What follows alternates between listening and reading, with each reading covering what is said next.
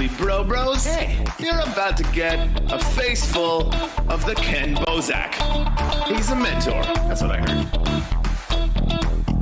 He's a connector. Oh yeah.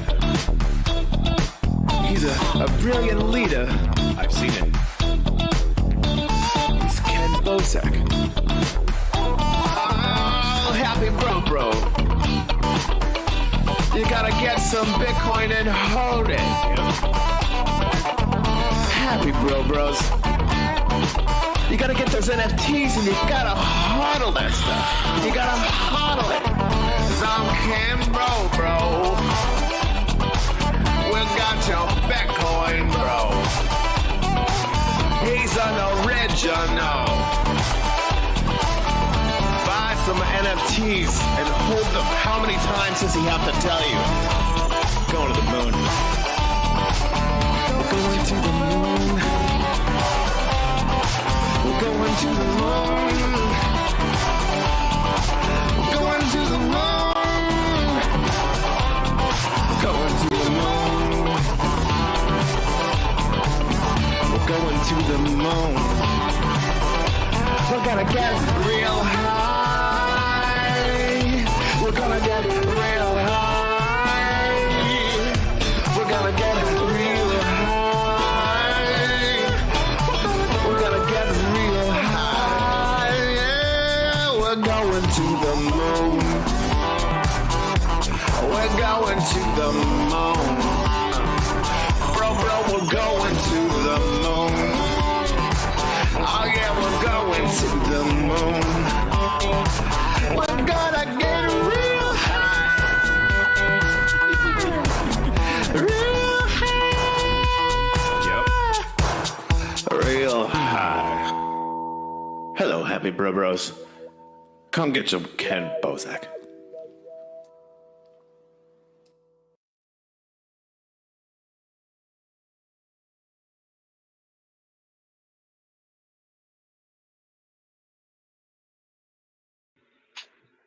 And we're live, bro. Hello, woof, baby. Moo. How are you? Hey, you know what's cool is I'm gonna try to speak your language. Moo. Oh, dude, I'm also bilingual. Woof, bark.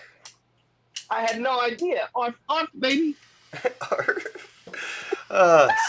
So this is. You know what's funny? Before we go any further, do you ever look at like other books in other languages, especially like children's books, where they have like the sounds of a dog, and it's like it's all the same song or like same sound around the world, but like different languages interpret it differently. So like a cat, like when you look at it, it looks like it's saying meow, like it's like it has a French accent. And they all say meow, but they all spell it differently. Do cats in Paris French meow with a French accent? Like, do they actually sound different? What they do is it's still the same meow, only they put a l in front of it, so it goes meow, meow, meow, and the dogs they go loof. And when French people burp, they burp like this. They go there, because it's just the accent. So yeah, good morning. What's up, Callie? You remember that show, Cow and Chicken? Yeah, absolutely. Shit. This is Cow and Dog, ladies and gentlemen, live from the Metaverse Comedy Club and Kenny's WeWork station. Yeah. These guys behind me, man, they have a cow every time I come to the office. I want to throw my phone across the river right now. God, that was great. Thanks. That was really good. I think this guy behind me might be a cowist. He calls me 2%. Oh my goodness, very callous. Yeah. They look pissed. So what's up, man? I'm happy to be here. Thanks for having me. I am a dog, but I want to show you something. I'm gonna switch over right quick because like I planned this out since I knew I was gonna be on the podcast. I was like, "Ooh, I'm gonna wear my." I'm sorry, this is taking too long. We're losing a little bit of the dramaticness. I'm gonna wear my rainbow lanyard. Thank you. I do what I can. I'm wearing my rainbow lanyard from NFT NYC. I've been taking this thing off. I'm like a what did you say? I'm like a pit bull, and now I got that pit bull neck. Yeah, you got that pit bull neck going on, rocking that chain all day, every day. How heavy is that? So heavy, and it weighs me down. But you know what? It doesn't weigh me down any more than the crypto market has weighed me down. And I'm gonna say I'm standing firm. and I'm gonna go back to being a fucking dog. Yeah, you have to hang your bags from that chain. It's not much to hang. So, anyways, So yeah, yeah, man. that was your NFT NYC badge, right? Lanyard and Yeah. badge and lanyards. Do you want to I explain to grabbed- people a little bit of how they were doing the ticketing in such a way that this was not only possible but almost damn near encouraged? When you walked into NFT NYC, there was one room for just the lanyards alone, and you got to pick a different color. Now, I think somebody that was planning NFT NYC, no offense to anybody, but I want to know what kind of weed you were smoking that night that made you come up with this idea. Because I'll tell you, it was a great idea. My experience, it worked for me. In thinking about it, I don't know what the execution was. Basically, they had, I could count these because I took every color, but they had like a bunch of different color lanyards, and each one is like dark blue was legal, light blue was social, purple's fashion, white is art, so on and so forth. So whatever you're into, you take that color. Like if you're an artist, all right, I'll take the art one. Well, me, I bite off more than I can chew everywhere I go. And I was like, well, I don't just want one. And they had like 4 different shades of blue. So I walked over to the blue table and I was like, can I have each one of them? And the girl was like, yeah, of course. I said, you guys got 4 shades of blue, huh? She's like, yeah. I said, where's the gray table? How many shades do they have? And the one girl got it right away. And the other one was like, oh, I don't know if there's a gray table. I was like, don't you think they might have like 50 shades? And she was like, I'm like, yes. My first bomb joke of the morning.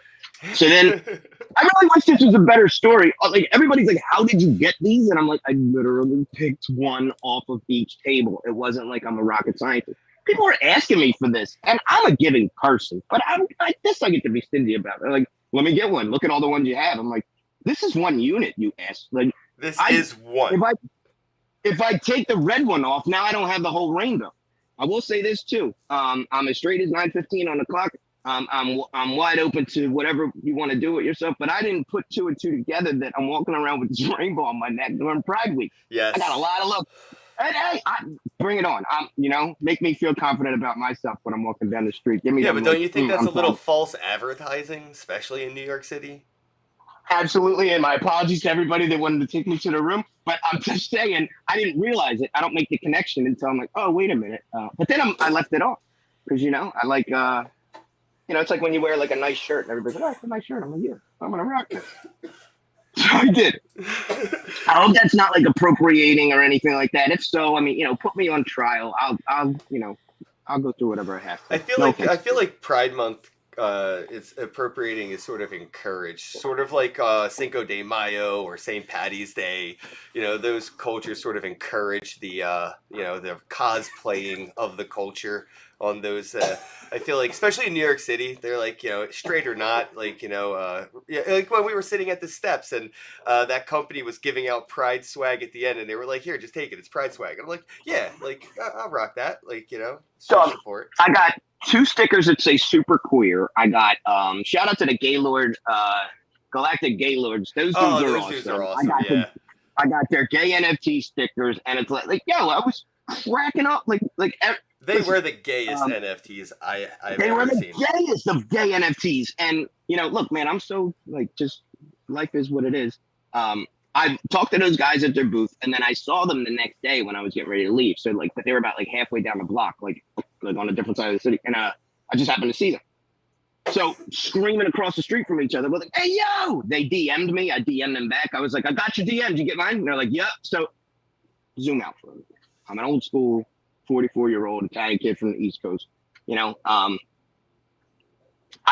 understand the world we live in, but look, your friends make fun of you, and thank goodness we're kind of past that or whatever. But if I saw my boy yelling at a bunch of dudes across the street talking about sliding each other's DMs, there would definitely be a pause-worthy moment. But it's so damn funny, man. And look, everybody that we met last week was really cool. Just a lot of fun. The pride thing, yeah, man. I'm proud to be. I'm proud of who I am. I got a lot of people in my life that. I'm surprised of the lack. We're out there. I was surprised of the lack of Pride NFTs. I know the Gaylords had their galactic NFTs at the conference, but in Times Square, there wasn't. I mean, in general, there wasn't much Pride advertising on the billboards. I feel like the NFT projects kind of took over every possible billboard opportunity for that, week in Times Square. So there wasn't like, you didn't see many like rainbow advertisements or like Pride awareness on like the main, TV screens that are in Times Square. But there was a lot of NFT projects, and I didn't see, many kind of, using that opportunity to just, for Pride awareness on the big screen. And I was, it would have been cool to see those Gaylord NFTs just right there in Times Square. That would have been just, oh. And if you don't know what we're talking about, you guys got to look up the Gaylord project. Yeah, it's Galactic Gaylords. Galactic. .com or something. It's like when I saw the characters on their stickers and stuff, like I ran over because it's cartoon characters with like these big burly gay dudes that would destroy you, but like they got mohawks and stuff. Like it was really funny. I was like, have you guys done anything with these characters as far as like Metaverse or like anything like that? And they're like, oh, look, not real. I'm like, so I just cut right through. I'm like, listen, I have nothing to pitch. I gain nothing from people that, go through like what I'm going through at the same time. But I'm like, yo, find a Metaverse, buy a building, and make a bunch of avatars, and just have people like this be like the Galactic Gaylords hangout. We do the same thing for stand-up comedy, which is a nice segue into launching the Comedyverse tomorrow night. But I was like, I do this, like you can do this too. Like just show your community what you got. It's so freaking easy. And it just kind of started from there. Like, I don't know. Yeah, I had a blast last week. Did you see Duke Snog? I didn't see him. Who? Did you hear about this? Okay, cool. Oh yeah, Somebody Duke Snog. Yeah, I didn't see him, but I did see the news about it. Same. So I saw a few days later, and I saw a picture of what looked like Snoop as I was scrolling through, and then you see on his name tag it says Duke Snog. Good for him. That's. Oh, you muted yourself. Hello. There you Can go. you hear me? Yeah.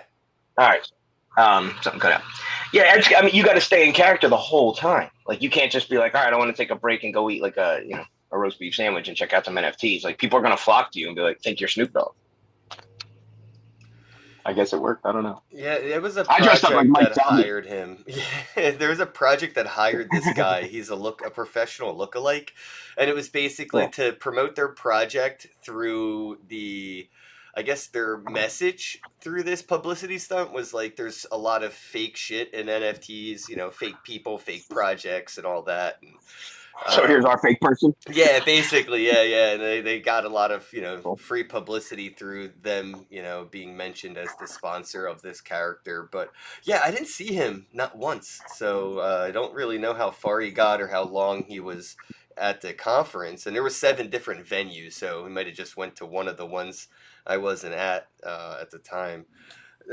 See, normally I'd say like, yeah, I mean, there were 15,000 people. I'm sure there was a lot of faces that I missed. But man, I was by the front door probably 80% of the time at that conference. I feel like I saw everybody that walked in and out of there, and I would have noticed a Duke Snog or somebody that looked like Snoop Dogg. Yeah, it was weird. Did you see like a lot of the weird fake press about the event? Like, while we were at the conference, Annalise was showing me tweets and stuff that were getting like 100 likes, like a couple hundred retweets of where the conference was empty, and then there's contradicting ones that were going just as viral. I guess, I don't know if you consider that viral, but like just as much attention on, the line for NFT NYC. So the line for registration went all the way around the corner 3 times. So the tail almost met the head of the line in a New York City block all the way around 3 turns. So there was a video of that, and then there's pictures of all the venues being empty, where there's like, somebody on stage, but every single seat is empty. Have you seen those tweets? Those would have been easy to do, only because you're right. There were so many spread out things, but like, that line was 15,000 people. And I can say with confidence, for anybody that says that it was empty, I cut in front of all 15,000 of those people. I walked past every one of them and walked straight to the front of the line and went up to the escalator and was like, this where we go in? And they were like, yeah. I'm like, cool. But I did follow that all the way around the corner. It went around the block. There was a lot of rooms where, look, if you have a room full of 40,000 chairs and only 3,000 people in there, yeah, it's going to look empty. I don't know. I mean, what's the point of it? They're trying to show that, like, people weren't really into it. It was just people trolling, still do yeah. now. They were saying like, "Here's the interest in it," yeah. But I mean, I guess that might You have know, been people taken not in at like 8 a.m. when like the conference I'm started. sure. Yeah, when everybody was still asleep. Like, listen, there's people out there that knock the Sopranos, okay? And I don't listen. I don't value anything that they say either. Like they could tell me 2 + 2 is 4, and I'll be like, well, you're still an idiot because you didn't like the Sopranos. And there's gonna be the same thing with NFT NYC. That I could have took a picture of an empty room too. I probably did. Yeah, I just thought it was funny seeing some of like the contradicting stuff where like the line is so ridiculously long, it's around the blocks, and they're making fun of like how unorganized registration is, and then they're making fun of like, oh, nobody even went to this thing. The rooms Dude, are empty. registration was so organized. The only quote unquote unorganized part was the people that were like, they should have had security guards at the Lanyard booth. Otherwise, I wouldn't have had them all. Like that's the only real major, like, I don't know. Yeah. Yeah, I mean, I ended up getting an extra ticket or two for people, random stuff because things were kind of easy. And I confessed to Jody on stage when I was giving out the awards for the NFT awards, and I told him, I snuck into the first year and we talked about it, and he gave me lifetime access, but he asked how many people snuck in this year into the audience, and he said, like, come on, be honest, how many people snuck in? And there was like a dozen people that just raised their hands and were like, I snuck in this morning, and I'm here. And Jody was like, good for all of you guys, but I was like, yeah, make sure you buy some credit NFTs or something. But yeah, I mean, he's an awesome dude. He gave me lifetime membership access with infinite +1s to NFT NYC forever. That's awesome. Well, you were there when there was like 50 people in the room, staff and bartenders and stuff or whatever included. If there was even any, like there was only a handful of people there. You bought early, so of course. When I met Jody, who runs the whole thing, it was because of you. And in October, we remember this. We were standing out. You and Jody were standing outside the registration. In my mind, I just see you and some dude. You talk to everybody, so I just happened to go up, stand like 2 feet away from you, and you're like, I was literally just talking about you. I told him you need to host and MC these events, and I was like, I do. And I'm like, hi, my name's Mike. He's like, I'm Jody, and you were like, no, this is the guy that runs the whole thing. I'm like, even better. How's it going? Whatever. But from there, he walked me up to the front. He walked me past the line, which is why I was so confident in cutting the line this time, because Jody walked me past everybody before. So I'm it's a cool feel. People do sneak in, and as an organizer, you have to understand that, and then you do your best or whatever. But I think the people that can afford it do, and the people that can't bring more value than, like, that's how I feel personally with any event.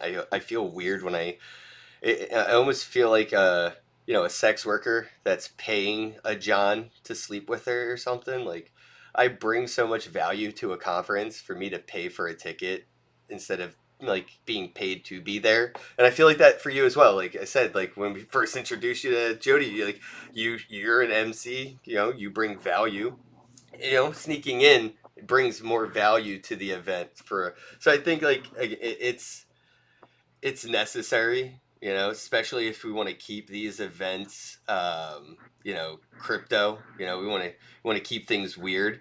We should be encouraging that kind of shit just to make sure it doesn't get boring like a fucking, like Money 2020. Oh my God, dude. I went to Money 2020 in Vegas. I thought it was going to be cool, like a Bitcoin conference or, blockchain conference or NFT conference. No, I went to Money 2020, bro. It was like Wells Fargo dudes literally still at the water cooler talking shit about like APY. I'm like, this is fucking boring. Right. But the only way you know that, I heard you say at shitcoin, I don't know if this was just an exaggeration. I know you lost count because I lost count, and I'm only at a fraction of where you at. But however many conferences you've gone to, hundreds. Just gone. Right. I don't even know. I really have to sit and like whatever. But when I say sneak in, and when we say sneak in, I mean, listen, there's levels of it. Some we've literally just snuck in. Some we've literally just walked by. Some we would just show. Like, this is what I encourage everybody to do: is just show up. Yeah. And even if they don't let you in, just stand out front, hang out, goof off, go get something to eat, come back when it lets out, and meet as many people. Before you know it, there will be someone there that says, I got an extra pass. And it's not even like you have to, like, you're not a refugee. You're not like some immigrant where you got to, like, hi, you know what I mean? Like, they're not coming for you. It's just like, once you're in, they don't care. conference, like, look, I want to keep getting booked to conferences, and maybe conference organizers won't like hearing us say this, but who gives a shit? Just show up, you will get in, because it's not necessarily about that. Like, that money that they make off you, I don't know. I mean, I don't know. I don't care. I'm just saying, like, you'll get so much more out of it. Aside from like 3 bags of Doritos, which wear cargo pants when you go to these things too. You will leave with a bunch of stuff. Best advice ever. Hell yeah, dog! I brought back like I had like not like knockoff like I had 3 like the big bags of Doritos too, the ones that cost $2.29. Like they were giving stuff out, bananas. I am so happy that the ape thing has taken over the NFT world, because there were like bananas every 40 feet last week, everywhere you go. And the potassium, you need to eat bananas, man. They're good for you. And they were everywhere. Yeah. So what else? Let's talk about some. Well, no, I wanted to jump into the comedy verse actually, because well, to segue into that, I was going to bring up your shows that you were doing, because you were also live streaming them into your metaverse. So I guess talk a little bit about performing in New York, and I guess segue that into how you use the metaverse for people to actually feel like they're attending your stand-up, even though you're traveling the world and they're stuck at home. That's right. So, all right.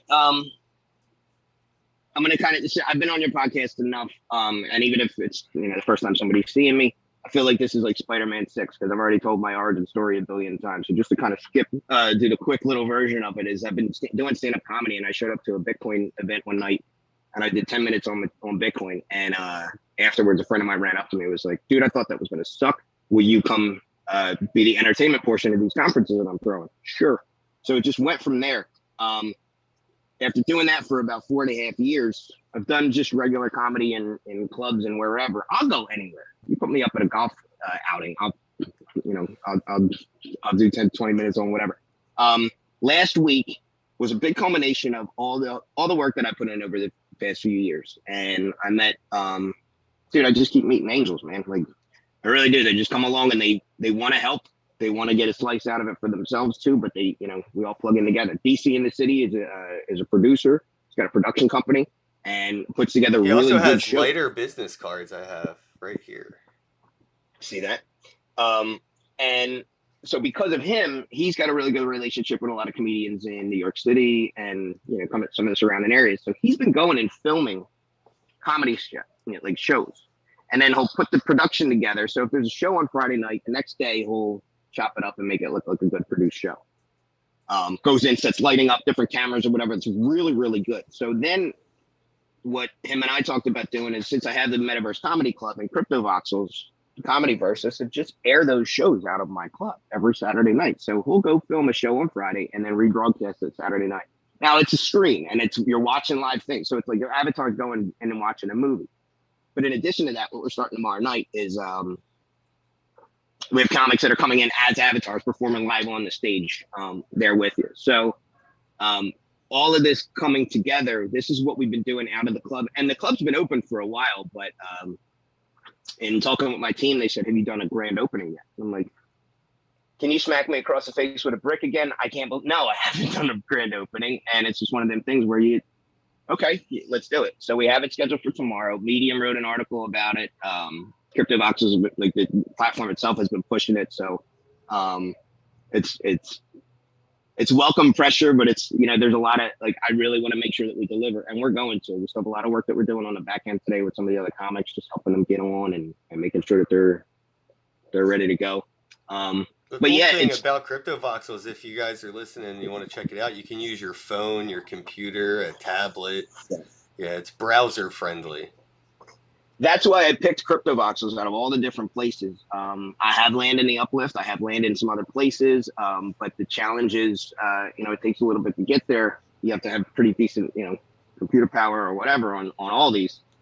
And this is the simplest one. Like, I want my stupid cousin to be able to say, yo, I want to watch your comedy show. And I can just send him a link. He can click it and just sit there on his phone and watch. So anybody can go show up and watch our shows for free. They're not token gated. But if you aren't signed in and you're holding certain NFTs, then drops come along. So we got really cool stuff for some of the members. We're doing redeemable merch.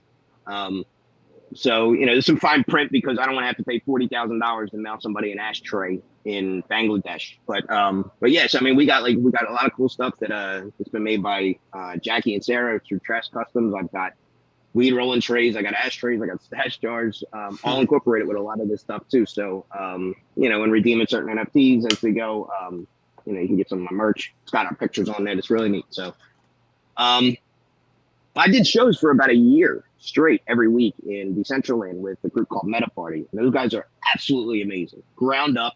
It's only a handful of them. And just when I say consistent quality. They got this giant park in Decentraland that at first it started out as a small venue.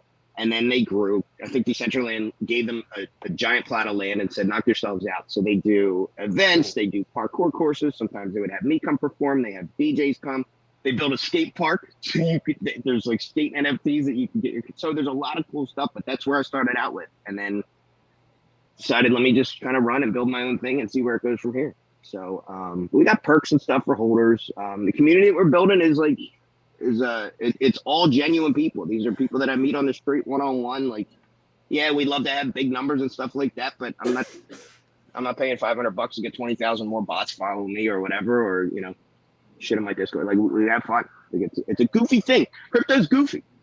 If you take any of this shit seriously, like for someone that's paid their mortgage off with a coin with a dog on its face, think about that. That's just freaking crazy. This isn't just like, JP Morgan stocks or whatever. No, dividends are paying off. This is ridiculous.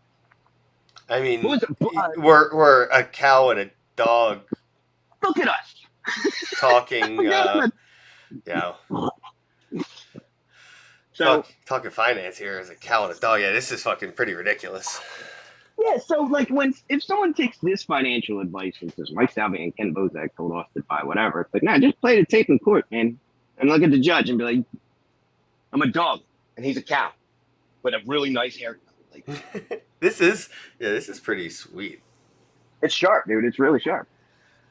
And so it's a nice hoodie too. So I was just curious, like, you were in New York. I've talked to a few artists just walking around Times Square to get the, general demographics vibe of, NFTs and stuff.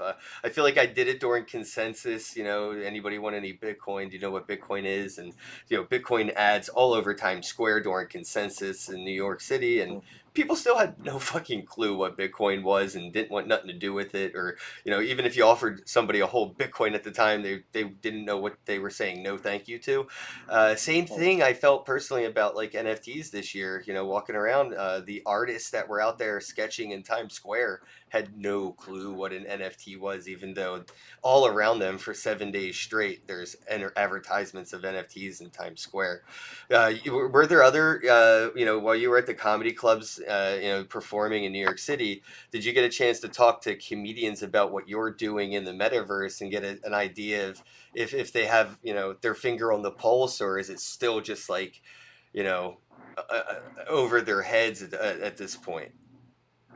So here's what's really cool. All this work came together, and while I'm the first comedian to make NFTs, more comics have come along. And over the past year, let's say past 6 to 12 months, any other comics that, like, if you're gonna look at this as like a martial arts school, these guys are like white belts, yellow belts, a couple blue belts. They're getting there. And last Tuesday at the Broadway Comedy Club, there was a show specifically started at 10 o'clock. I kicked it off. It was a specific show. It was all comedians who are all in this Web3, NFT space. So everyone on the bill has made some type of an NFT, has made an NFT some way, shape, or form. So, but actually on stage, I talk about this, and I can talk to a crowd that's never heard of NFTs before, and I still have NFT jokes. So actually, I do talk about it. Yeah, I told a joke on Friday night about it too, and they even introduced me as the first stand-up comic to make NFTs. So like the seed was kind of already planted. But I'm saying it out loud in front of the whole room. Tuesday night, since most of the comics were kind of already into it, like we stood out front talking about it a little bit more. But yeah, at NFT NYC, there was a guy, shout out to Apple Tree Poetry. I'm pretty sure that's what it is. You look him up on Apple Tree Poetry? I think that's what it is. He was sitting outside with like a little typewriter from the 30s. Oh yeah, I seen that guy. Yeah, he's a poet. So he's incorporating poetry and NFTs together too. And same thing. I'm like, yo, you've been to a poetry night in the world, right? In real life? Okay. have one in a metaverse. Have one somewhere else. Have it online where it's you as your character reading your poems and other poets there. You can incubate out of my comedy club that's right behind me for free. I'm not going to charge you. Like, if you start throwing events once a week, now Mikey's got to start charging you, but and you're starting to make some money. But like, come incubate, come, just try stuff out here. But I talked to him for a little while. Snap Boogie. If you don't know who Snap Boogie is, follow him. He's the first dancer to make it dance emote NFT. So whatever partnerships he works out, if you hold his NFT and you're able to like click his dance move, you can do his little dance move that's just specific to him. He's teaching other artists how to do that too. And incorporating all this stuff together. Like, this is performance artists. So I say this a lot. Like, I don't care if you weave baskets. I don't care if you make, anything. Whatever it is you do, like, your art can be done here. And this is what you drilled into my head for so long. For a while before I finally said, all right, I made this NFT. And then when I sent it to you, you were like, cool, it's completely wrong, but do it again. Yeah, you totally fucked that up.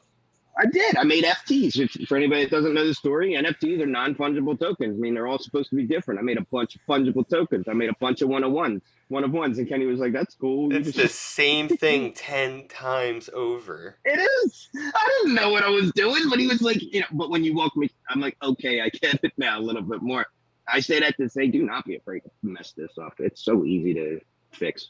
Yeah, it is. Like, it's not the end of the world. Like, you're not building a giant structure bridge across, whatever. You're just making a JPEG into something, that's going to last forever. So, yeah, it's been really cool. So, and because of that, so yeah, I mean, my parents think that I start on like chorus line on Broadway when I tell them I was at the Broadway Comedy Club on Tuesday. And then Friday night, I had another gig completely unrelated to crypto, but it was all set up because my name's out there. People know where I'm going to be, and they're like, oh, shit. So it's really cool. I remember, whether you like the guy or not, Joe Rogan, he does the announcement for the UFC, and he's like a commentator or whatever. Well, what was cool, especially early on in his career, wherever the UFC was going, so if there was a fight in Atlanta that night, he would call all the comedy clubs, or his manager probably would, but like would set up all his shows. And I'm getting to that point now where like I did this in Atlanta, Austin. I guess I'm confused with all these cities. But when I'm going to a different city, I'm either looking up mics, I'm contacting club owners, I'm like, hey, any spots, even a guest spot or whatever, I'll be in town this night. And it's getting to that point where, like Austin, man, I went to Consensus, and then after I broke away from everybody that was like, crypto related in my life down in Austin, I jumped on a little scooter, and I rode an electric scooter over to a couple different open mics, and it was just really neat, man. So when I heard, like, when I saw that, like, that's something that like Joe did, I'm like, that's a really cool thing. Like, I would love to be able to do that. So this way I could go work, break off, go do, the work that I truly want to do too. And it's becoming that. It really is, dude. Like, you see, most of my day is sitting out front with you. And I'm like, all right, dude, I got to go to this show, Yeah, I got to see what it was a little bit like to be in your shoes for a few minutes when I was on stage for the first time being an MC, and I don't want to do that again, but it was fun. It was fun, yeah. But it was I like being able to stay outside smoking instead of having to run back inside to get back on stage every couple of minutes. I was like, yeah, this is why Mike's always disappearing. This sucks. Right. Well, especially when you're emceeing. Like, listen, for everybody that wants to hire me to MC, I'm not going to say it, publicly that it sucks, because it doesn't. It's not that, like, I'm emceeing July 8th. DeFi Philly, which is an all-day conference. I have to be there early. I'm not used to getting up early, but like I'll be there early. I'll be, sharp and ready to go. But like I go up, introduce somebody, I disappear until the talk's done. Like I can only go so far for so long, and you got to be on. You got to make sure the next speaker's here and find something to keep them all entertained. I remember in one of the conferences we went to in Miami earlier this year, they had you up on stage alone, and you were like, nope. And you pointed at me, Miggy, I think, everybody else. You're like, you guys come with me. Yeah, I built a panel. I was like, I'm not doing this by myself. I did a DIY panel. Sebastian from Digital Acid, a few other people, and I was just like, yeah, guys, you just want to come up on stage and do like a Q&A with the audience? It was so good. It was so That was good. where the Miami token guy was like, just like straight shilling a shitcoin, and I was trying to lighten the mood with a joke, and he just started wanting to fight me. Yeah, that was uncomfortable, and it was funny too because so that's when you first got up on stage. So while we're starting this panel that Kenny just made as a makeshift, some dude just started like showing this Miami coin and was like screaming. It was like, "Yo, this isn't your time. Like, we got a panel that we're about to start." And he was like screaming over us. And Kenny looked at me like, "Hey, professional comedian guy, you want to get this guy?" And right before I was about to say something, you knocked it out of the park with whatever he said to him, and he left. And I was like, "Well, we don't have to say anything. Cool, let's start the panel." That's so proud of you. I want you to know that. Yeah, I forget what I said, but I remember I was proud of myself at the time. I was like, "Oh, that was pretty good." And you said something about him showing something so he can move out of his mom's basement. And That's listen, what the it way was. the way he was dressed, it was deserved. Like it really was. Like, I'm not a fashion dude. You gotta have on like all those nice clothes or whatever. I don't give a shit. I walk around with Hanes t-shirts. But I'll tell you, this dude, yeah, like he's in there shilling this coin, and we're like, look at you, man. You're wearing flip flops. Nobody's gonna take you seriously. But anyway, yeah, this has been cool too because a lot of people over the past week that have been asking me like just kind of who I am or whatever, and like some of my background, like some of the videos that I got hanging that are up on the wall in the Comedyverse are like I always have just about every year. There's always like I do like a 60-second video of like Bitcoin adventures with Kenn. So there's a handful of those that are out there. I don't know if anybody else is like this. I'll say it. Sometimes I'm on my own dick. I watch my old videos and shit like that, and it's fucking cool. Like to be able to go back and see all the different things that we did, and I forget half the shit we did sometimes, dude. Like when we went to Consensus a couple years ago, I think in 18 or 19, and we went down as the only two people, 5,000 people in Consensus. We were the only two that looked up somewhere to go spend Bitcoin directly, and it was awesome. So like all these people are here for this Bitcoin conference, and nobody's using Bitcoin. Like what the fuck? Yeah, that restaurant and the server was into crypto, and it was a good day, and I feel like I was, getting that vibe. This year, more places do accept it, more people actually do use it, which is cool. There was people that were selling, weed in New York City that were preferring, if not just only accepting crypto. That's awesome. I thought that was pretty cool. I'm like, "Yo, man, I need a few joints," and he was like, "You got a Bitcoin or Ethereum?" I was like, shit. This is great because they're local. You know what I mean? They're like a local dealer, and they're just accepting crypto for it, and it's cool because it's like basically legal or whatever, decriminalized. Like people are slinging it on tables in Times Square, like they're selling knickknacks. It's crazy. A lot of those guys, like, I respect their hustle. But I fuck with people constantly. So, like, I'd be walking by smoking something, and somebody would see me smoking. And just like a normal salesperson would do, like, if you see somebody driving with a Porsche and you sell Porsches, you'd be like, "Hey, you want to upgrade?" Now you got yourself a sale. Well, these guys are the same way. You walk by, you're blowing some weed, and they're like, "Oh, shit, you need some more?" And me and Miggy, since we're assholes, we would be like, "Oh, man, we just quit smoking yesterday." I always need some more. Yeah, sure. I haven't won any like cereal box top prize that gives you a lifetime supply of cannabis, but that would be nice. See how it comes full circle. You do have the lifetime circle. You have the lifetime supply of NFT NYC attendance. Yeah. But yeah, on the same note though, we were just talking about, I think, because of the one-liner jokes there, I think when somebody asked me for a cigarette when I always had a pack on me, they were like, "Yo, you have an extra cigarette?" And I'd be like, "Nah, only 20 came in this pack." Like, they didn't give me an extra one. There wasn't an extra, no. Yeah, there's only 20. Although, do you remember 25s when they came out with some of those packs? I remember Newport's had them. There were 5 extra cigarettes in the pack. No. Yeah. I remember the tiny cigarettes they came out with. They were like half of a cigarette already, and they were full price. Full price for half a cigarette. Well, that's a good question too. I wonder if Oreo thins are cheaper. It's like the same thing. It's like I'm still gonna eat 6 of these instead of 3 now. You just made them smaller, and they're probably charging you more. Thins is one of the biggest scams in snack history. There will be a documentary 100%. On Oreo thins. Like I wonder how many people ordered Thin Mint Girl Scout cookies thinking, "Well, these are fine. I could eat a bunch of these." And you do eat them by the fucking sleeve. So maybe, but you're like, "These are Thin Mints, so I'm gonna be okay." Yeah. I don't think so. I'm a double stuff kind of gay, and I still take two apart You're a double and put stuff them kind of together. gay? You meant to say guy, but you called yourself a double stuff kind of gay. And it's on the podcast forever. That was pretty funny. Gotcha. So yeah, I was on this Clubhouse last night. This is You're really still cool, man. doing Clubhouse? That's a thing? No, it's still a thing. I forgot it was still a thing, but I was on one last night. The team, Ambidextrous hooked me up and got me linked up on this Clubhouse team. Yo, I Shout had the out to comedy Ambidextrous Labs. Absolutely. More wind beneath my wings, fuel in my engines. But I'm looking at the club last night as I'm on this Clubhouse call. I'm looking at the Metaverse Club, and I'm telling people, come by comedyverse.io. It takes you right there. Dude, all these people started flooding. It was a lot of people on the call, and there was a ton of people in the club. I'm like, oh my God, look at all you. Will you make sure you're here Thursday too? Please come back.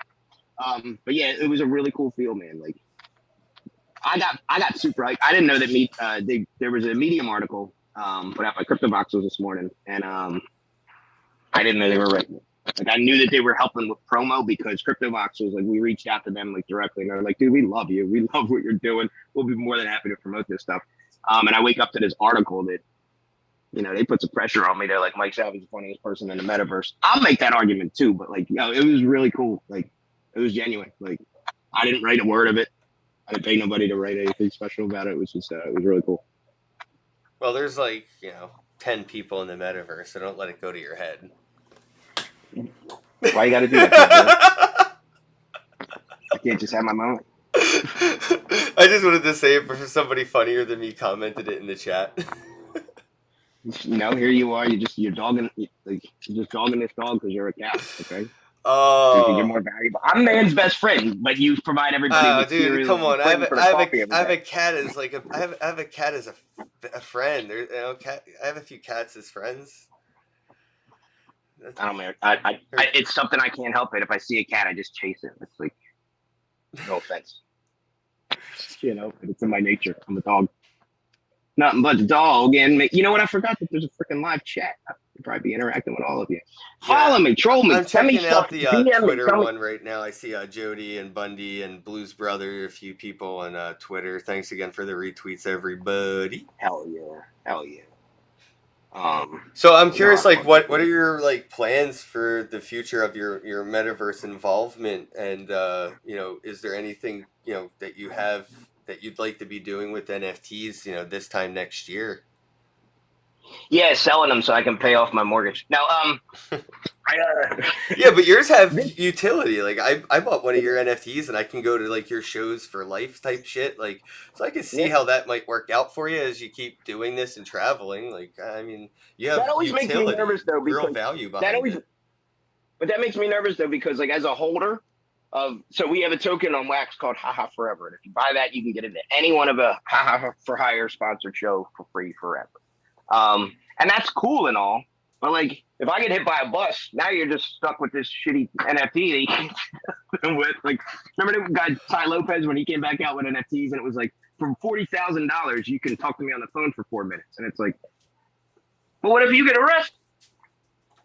Or what if you die? You know what I mean? Now I can't say whether you like Ty Lopez or not. Probably don't. But I'm just saying, you're basing all that on this. That being said, we have uses behind this stuff. Yeah, you can come out, you can, do whatever. So what do I want to do? Where do I see this time next year? I really hope that people take this as an opportunity where they can really get something out of this. So for instance, this time next year, I would hope to have already been on tour with the solid core, regular comics. While we're doing this metaverse thing, and it's the same thing where if you buy an album and then all of a sudden you're like, oh shit, Wu-Tang's going to be in Seattle. Let's go see them. So I want to get to that point where we're doing it, real life tours. The NFTs can get you into the tour, or, you can bring whoever. We'll always take more of your money and be happy to do that. But we want to keep all this stuff relatively affordable. I said last night, I don't care if my NFTs in 3 years only cost 46 cents. It's cool to be able to utilize it and see how this all goes. So, in addition to doing shows out of the metaverse, everybody else in CryptoVoxels that has a land too. I mean, there's bigger rooms, there's bigger places where they're holding giant events where they have no problem sending comics out there. The Comedy versus the Central Hub, unique comedians you want to host for your event. stop by, shoot us a message. I'll send somebody over. We can give Oh you. I mean, yeah, I guess have you like had people reach out for like virtual hosting or like Mhm. metaverse MCing? Absolutely. I've done that a few times this year. That's dope. Just this year alone, and then a good chunk last year. There were guys from there were guys from Wax that had me do host a few events, do some just special appearances and stuff like that. It's cool. It's really cool when somebody calls you and says, "Will you try this?" The way I got into the Decentraland shows is who I love him, like just very close, good friend now, but goes by New Legends on Twitter. He Googled blockchain comedian. My name came up, and he DM'd me. It was like, "We do these metaverse shows. Would you be willing to try?" I'm like, "Of course." But that's how he found me. You're Google. Now you guys all listening, I'm Googleable. I'm not shadow banned on Google yet. That's now a T-shirt. Put that shit on a T-shirt. I'm Googleable. I'm Googleable. Here, we'll put that in the chat so that this way. Next Chain Media in the chat. Shout out to them. They say by this time next year you'll have aged 7 years. You guys are hilarious. You're also right. I wonder if we'll have like aging metaverse skins. So your dog could have gray hairs. I don't know. But don't you want to live for this? Is like you don't have to do that. Like people go and get surgery in real life to stay young. You don't have to do shit. You just leave your character alone, right? Oh, by the way, speaking of dogs, yeah, I got a dog in the metaverse. We got a dog. Wait, a dog in the metaverse? Like a Tamagotchi? Yeah, man. My dog. Listen, follow us. Show up on Thursday. You're gonna see all the shit that we got to release. We're doing game shows. Like whatever your favorite game show was when you were a kid, it's gonna be incorporated in this. We got stuff coming out. I'll steal from everyone until I get cease and desist letters. I want to be the Steve Harvey of freaking hosted shows. Put me wherever. Let me read the wrong card at the Oscars or whatever. Fuck. Put me anywhere. Yo, put the information in the Telegram for tomorrow so I can pin it for the crypto voxels. Okay. Yeah, that way I can pin that in Telegram for everybody. I'll put it out. I'll post it on Twitter as well as I'll retweet your stuff. But yeah, dude, that is awesome. See, I think even post pandemic, I feel like the metaverse still has the most potential out of all of this. Forget Bitcoin, forget NFTs. I think Metaverse, is going to take the forefront, and that's where Bitcoin and NFTs will have their next run. I don't think the next the next bull run will take place, from anything happening, in air quotes, reality. But I think it will be from whatever springs up in the Metaverse will be the cause of the next bull run. Whatever it will be, utility, venues, things like utilizing NFTs for admission or using Bitcoin as a means of digital transacting for goods and services in the metaverses. I just think whatever happens next for a bull run will happen in the metaverse, and having one, being the first comedian with NFTs and having one of the first, this is, I guess, considered like the first comedy club, right, in the metaverse. I feel like you were first action on that. Yeah, dude, that's like, that's a legendary venue that even I feel like, comedians that haven't yet tapped into the metaverse, once they do, even if they're like, like OGs, like that have performed, the comedy clubs that are historic in their physical world, they're going to want to perform in the legendary clubs in the metaverse, and yours is at the top of that since first to market. So it's going to be really cool to see how like these catalysts kind of kick off the next bull run. I really feel like the metaverses should be the focus for everybody. If you're interested in crypto, NFTs, blockchain, I really feel like metaverse should take like the focus, and everything else will come. Well, I think this is Crypto Boxes is really good since you can just click it and check it out from your phone. Like you can walk through the club, not be signed in. You can walk through the whole Crypto Boxes link and not know anything about Ethereum, not know how to spell Bitcoin, nothing. Like you just hand it to somebody, and then after a while, you're like, oh, by the way, this is a blockchain thing. And then so that's kind of one of the things where that's what people are going to lead forward. When you're talking about other comedians getting involved, my attitude is this: is like I'm pick one. Bill Burr. I'm a big Bill Burr fan, or pick any comedian that you can think of. I'm not gonna like Bill. Maybe I will, but like the point I'm trying to make is like I'm not gonna like Bill Burr even more just because he joins the Metaverse. Or Bill Burr isn't gonna become, and like I don't think that's necessarily gonna blow it up. What I think's gonna happen in the same way with hip hop did and skateboarding and all these things, where it was just like here's this new thing, a whole bunch of new people being innovators and just trying it out. Not because Britney Spears showed up and was like, I think we should all trust our president. And then it's like this is ground up type of stuff. This is where I that's always been my grassroots type of thing has just always been at the forefront of most of what I do. And not necessarily giving the finger to the mainstream, but just like, oh, hey, I don't really need you. You're here now. That's cool. But I think what's going to happen now is like, so all of a sudden with this show that we did last Tuesday, like there's a handful of comics that are already doing stuff in crypto. Who are these guys? How did they become part of this? As opposed to like, oh, cool. I can't even think of a fucking celebrity right now. Chris Rock's all into like, Ethereum. Cool. Like when I heard that Snoop is as deep into crypto as he is, I was just like, that's what's up. I mean, he freaking should be, but it wasn't like, I didn't write him a fan letter. Like, oh my God, now like you get it. Yeah, no, I think his kid helped a lot with that too, his son. Well, good for him for not pulling out, because look where it got him. And screwed up, man. So where can people go to follow you and make sure they're keeping up with Haha for Hire and everything you are doing? Follow the Mike Salvi on your favorite platform. Actually, Kenny always corrects me on this. It's actually the Mike Salvi. I was just going to correct you. I know, that's why I beat you to it. So THE Mike Salvi. Look up Haha for Hire. Google whatever stuff. Look up the Comedyverse. I'm giving you guys too much to follow, ain't I? But listen, this is a lot of work, okay? We need all hands on deck. Now follow me on Twitter, Instagram, everywhere is the Mike Salvi, the Comedyverse, the same thing. And just stay in touch. I'll follow you back. I'm not one of these dudes that needs to have like 40 followers or only follows 40 people.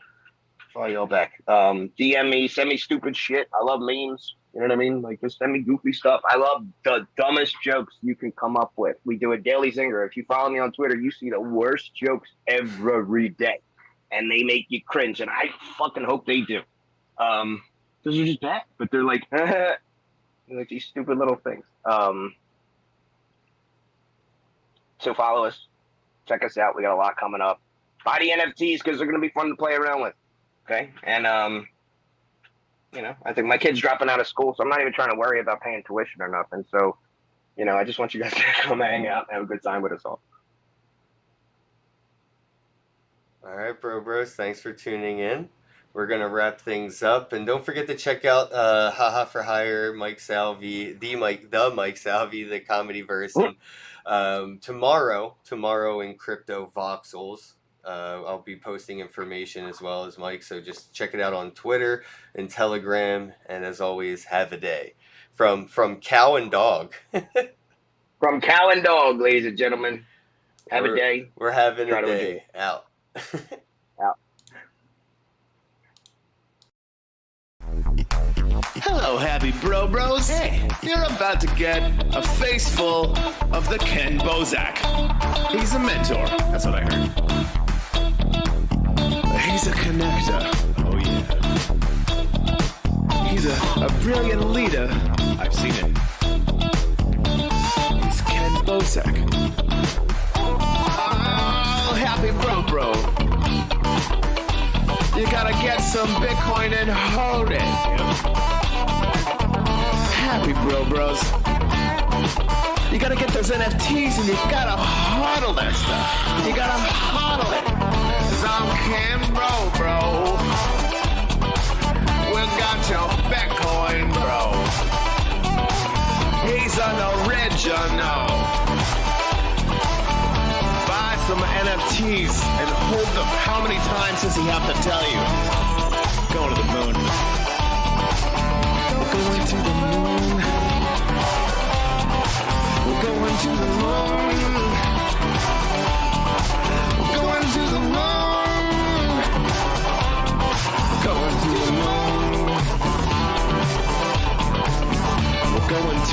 moon. We're gonna get real high. We're gonna get real high. We're gonna get real high. We're gonna get real high. Yeah, we're going to the moon. We're going to the moon. Bro, we're going to the moon. Oh yeah, we're going to the moon. We're gonna get real high. Real high. Yep. Real high. Hello, happy bro bros. Come get some Kenn Bosak.